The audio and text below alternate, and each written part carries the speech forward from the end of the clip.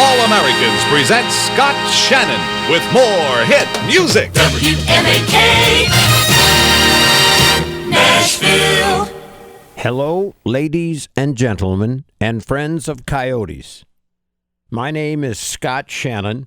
I am a professionally trained radio DJ, licensed by the Federal Communications Commission. I was the program director of 1300 AM WMAK during the early 70s, which made me the person responsible for hiring and training DJs at the radio station.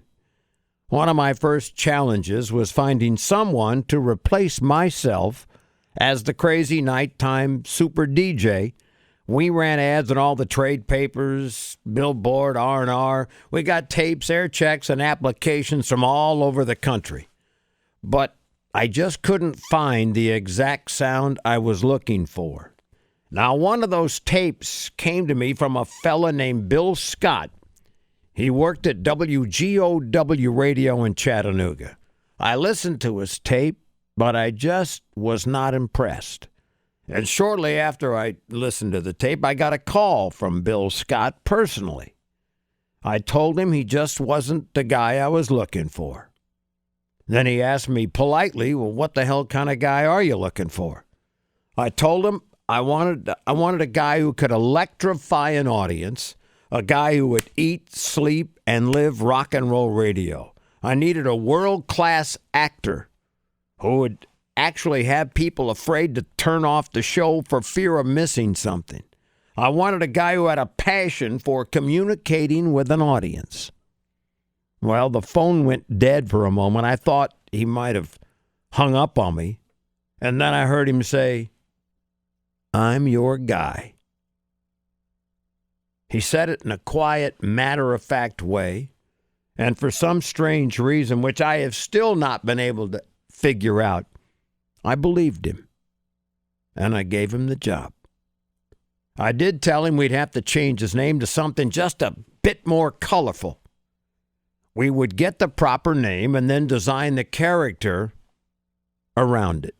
The name we came up with was, obviously, Coyote McCloud.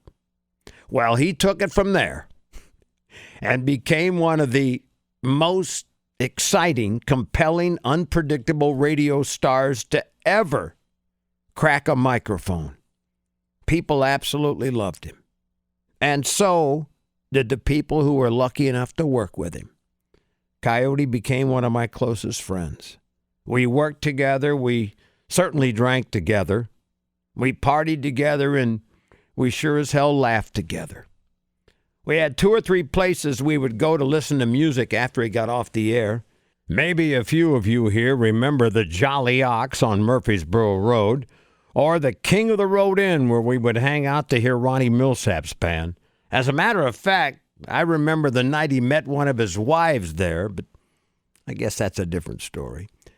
I can honestly say the only thing that bothered me about Coyote was that fanny pack he used to wear everywhere he went. Other than that, as far as I was concerned, he's just about perfect. Coyote was a great disc jockey, an incredible friend, and one of the kindest human beings you could ever meet. And as I look back on those wonderful times that we spent together, I got to tell you, Coyote was 100% correct when he told me, "I'm your guy."